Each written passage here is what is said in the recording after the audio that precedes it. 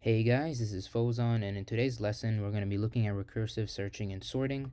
Our lesson objectives, we're going to apply recursion to the binary search algorithm. If you recall, in our binary search video, we used the while loop to keep on using the binary search algorithm. However, we can utilize recursion instead of the while loop. We're also going to be learning and analyzing the merge sort algorithm and seeing where recursion is utilized. So let's do a quick recap of the binary search algorithm. What it does is that it keeps checking out midpoints and eliminating half the array when it can't find the value. So what it does is that it finds the low value, say position 0, and then it finds a high value, position 9. And then it finds the mid value by adding those two numbers together, position 0 and position 9, and dividing it by 2 to find the position of the midpoint. And we get a position of 4. And in this case it would be 4 because 4.5 isn't a position, so we just cut off the decimal rather than rounding up. And then it sees whether or not if the value there is less than or equal to or greater than the value that we're currently at. So 402, for example, is actually less than 422, the value that we want to get through the binary search algorithm. And since we have a sorted array, we know that it can't be any number, or the 422 cannot be at a position from position 0 to position 4 because this is a sorted array, and since we already found a number that is less than 422 through this midpoint, then we can eliminate half of this array because we already know that 422 isn't there. We get a new array and we do that process all over again. We get our low value of position 0, we're going to get our high value of position 4, and we add those two numbers together and we get position 2. Now we see that we have a 690 at that position. So 690 is greater than the 422 value that we want to find. So it can't be position 2, nor can it be any value greater than that is greater than position 2, or any value past position 2 to be more specific. So we eliminate this part of the array, including the midpoint, since we tested it out and, well, we don't have the midpoint as our value.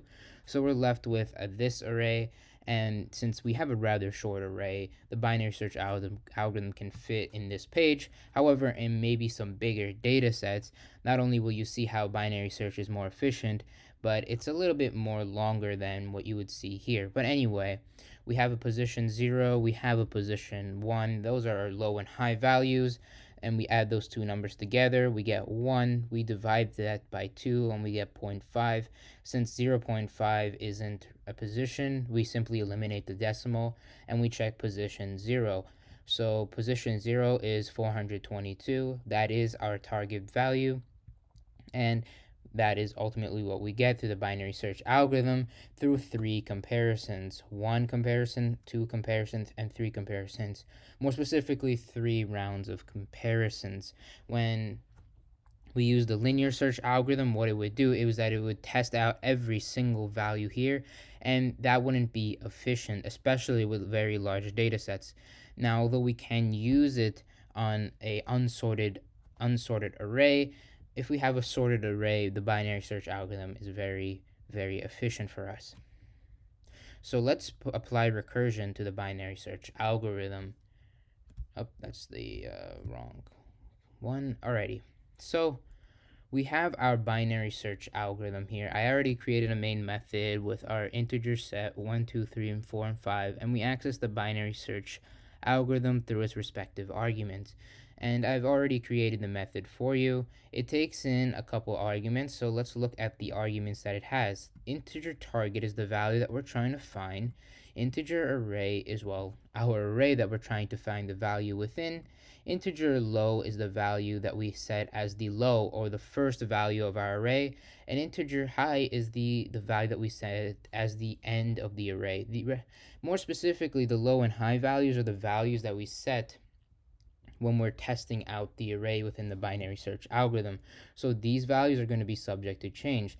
Low doesn't have to be 0 all the time, nor will high always be the length of the array minus 1, although that is what I initially set, but these get updated whenever we do the comparisons, unless it finds the midpoint on the first unless it finds the midpoint at the first point, or the first iteration, or the first call of the method binary search. So as you can see, there is no while loop because the recursive algorithm or the recursive case is, technically speaking, our while loop. It will iterate through with our new low and mid values. The first statement is integer mid is equal to low plus high divided by 2. This simply finds the midpoint, the value that we want to test.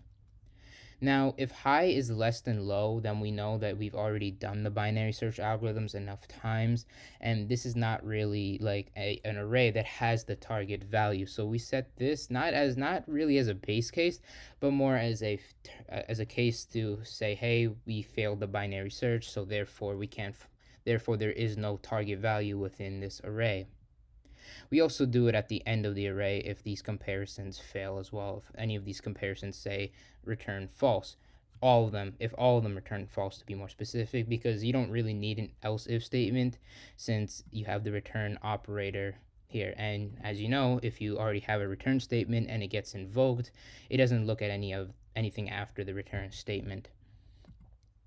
So the first if statement is going to see whether or not our target value, the value that we're trying to find, is less than the value at our current midpoint. So the current midpoint is the value that we're testing. And if that value is less than the array mid or the mid value that we're currently at, then we know that it can't be any value past that current midpoint.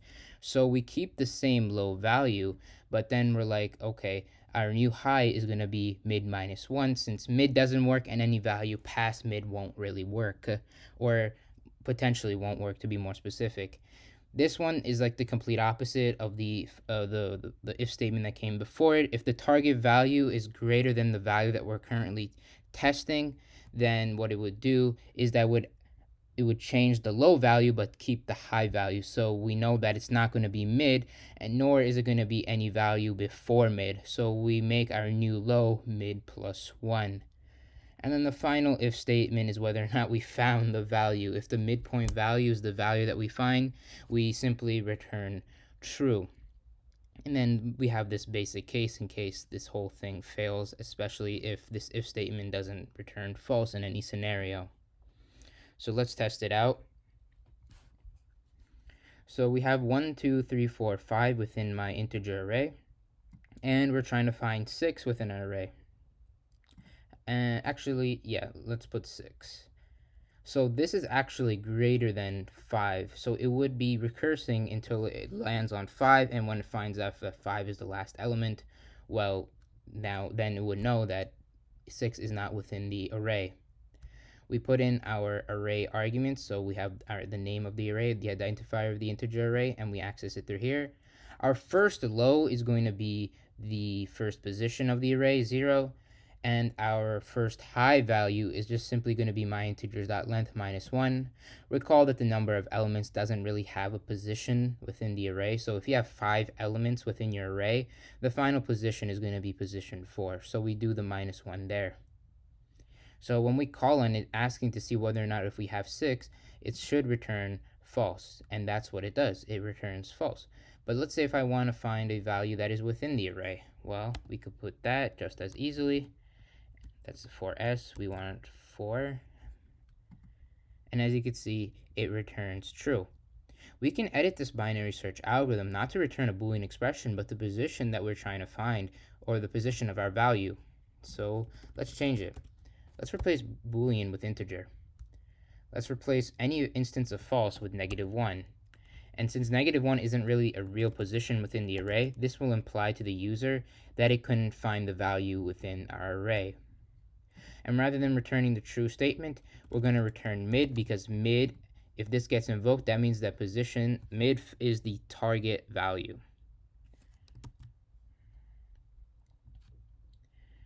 So if I put 4, it should hopefully return 0, 1, 2, 3. It should return position 3.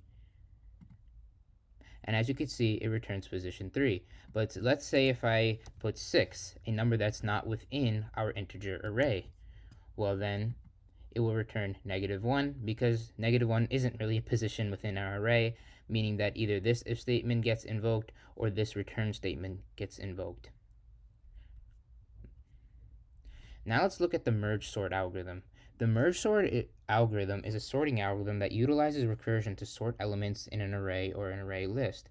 And it's considered the divide and conquer method, meaning that you keep dividing the array until it's very tiny pieces or one element pieces. And then you merge those, or you conquer those, or search those in order to get our sorted array. Now, I'm not going to let you worry about the implementations about the merge sort algorithm, but I want you to be at least informed about the functions of the merge sort algorithm. So there are two functions or methods within the merge sort algorithm. You have merge sort and then you have merge, just merge. So the merge sort algorithm, the merge sort function to be more specific, uses recursion to keep dividing the array until it is one element. And generally, it will keep dividing the left side of the array before it goes back to the right side. So keep that in mind. Uses recursion to keep dividing the array until it is in one element. And then the merge function is our actual sorting array. It's our actual sorting algorithm, and it simply merges two arrays into a sorted array. And it will take two sorted arrays and then make it into another sorted array. So let's see how this works with a demonstration. So we have merge sort in practice slide, and we have our array that is unsorted. So we're going to first access the merge sort algorithm or the merge sort function and divide up this array. So we're going to divide the left side of the array. Now, since there still are elements within our array, we want to make sure that there's only one element left. So we divide it again, and then we divide it again, and now we have our one element array. And recall what I said on the last slide. It does the left side before it does the right side. So it's going to do the left side, then the right side. Now we call the merge method, and that's going to merge the two values together into a sorted array. Now, technically speaking, these one element arrays are technically sorted, so keep that in mind. And the merge sort algorithm, the merge function, will be sorting two sorted values or two sorted arrays together into another sorted array. Now that we have this sorted together, let's use the merge sort value again, the merge sort function again, and start splitting. So we're going to split the left side. So we split up the left side, and then we get 76 and 4. Now we're going to access the merge algorithm and combine 76 and 4 together, and that will merge into a sorted array. So now we have two sorted arrays, 33, 43, and our second sorted array, 4 and 76. So now that we have two sorted arrays, let's make it into a one sorted array. So we still are on the merge function, and we've merged those two arrays together. But now we're left with one sorted array with other elements to be sorted. So we're going to go back to the merge sort algorithm and do the right side of the initial array, so the overall array. Remember, it works its way back in order to find arrays to merge. So we're going to break it up. 10, 53, 96, 12. 10, 53, 96, 12 is our right side of our array. Now, if we have an odd number of elements within our array and we want to access the merge sort algorithm or break it up into two arrays, then the left array is going to have the one extra element. So if this was 1, 2, 3, 4, 5, 6, 7, 8, if this was 9 elements, the left side would have 5 elements and the right side would have 4 elements. So keep that in mind.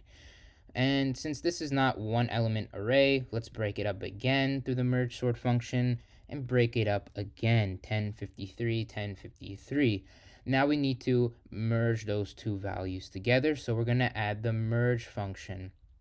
We have two sorted arrays. One array is with a value of 10. The other array has a value of 53. So we're going to merge those two arrays together into one sorted array. Now we need to merge it again.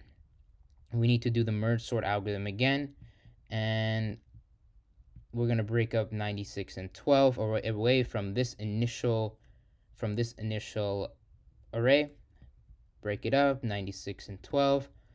And then we're going to access the merge function, and that was the last time, by the way. This was the last time that we used the merge sort function, because up to this point, now we're just going to continue merging the arrays, the sorted arrays, in order to get our overall sorted array. So we're going to access the merge algorithm, and we merge 96 and 12 together to get a sorted array of 12 and 96.